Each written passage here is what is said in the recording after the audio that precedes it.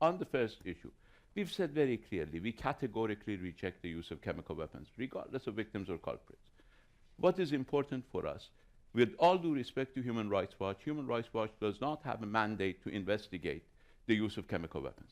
There is an organization with a mandate to investigate the use of chemical weapons, and that organization needs to conduct an on-site investigation by its own inspectors.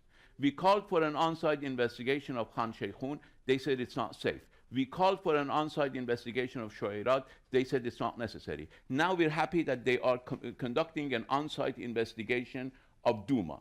We hope that once the report is out, we will see what are the facts. From a technical point of view, as victims of chemical weapons, you know, Iran, we are victims of chemical weapons. People like to forget. And we were victims of chemical weapons for several years. Let me give you, I mean, some people say this is a part of my playbook to use this, but let me use that part of my playbook because hypocrisy needs to be addressed. I went to the President of Security Council when I was 25, and I told him, young Chargé, I told him that chemical weapons are being used. He represented a permanent member, I don't want to name them. And he said, I'm not prepared to listen to you. 7 reports by the Secretary General of the United Nations of on-site investigation, not of hearsay, not Human Rights saying that, Human Rights Watch saying, Amnesty International saying, White Helmet saying, but UN inspectors going to the war front. 7 reports, categorical affirmation of the use of chemical weapons by Iraq. Not a single resolution by the Security Council condemning Iraq until the war ended. The first Security Council resolution that was issued on the use of chemical weapons was after Saddam Hussein ended the war with Iraq. So let's not talk about red lines. If chemical weapons are anybody's red line, they're ours.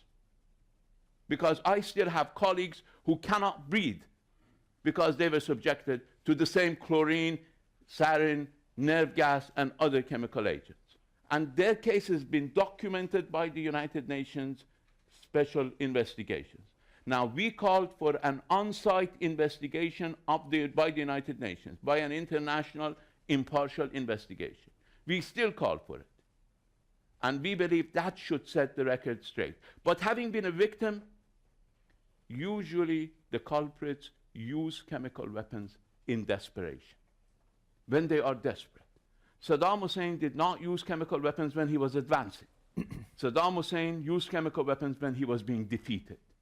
Now, the 2 times that Syria has been alleged to have used chemical weapons were both when they were advancing and winning, or even after they won, both in Aleppo and now in eastern Ghouta.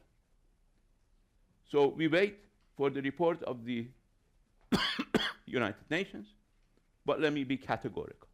We condemn the use of chemical weapons, regardless of who uses them and regardless of who they are used against.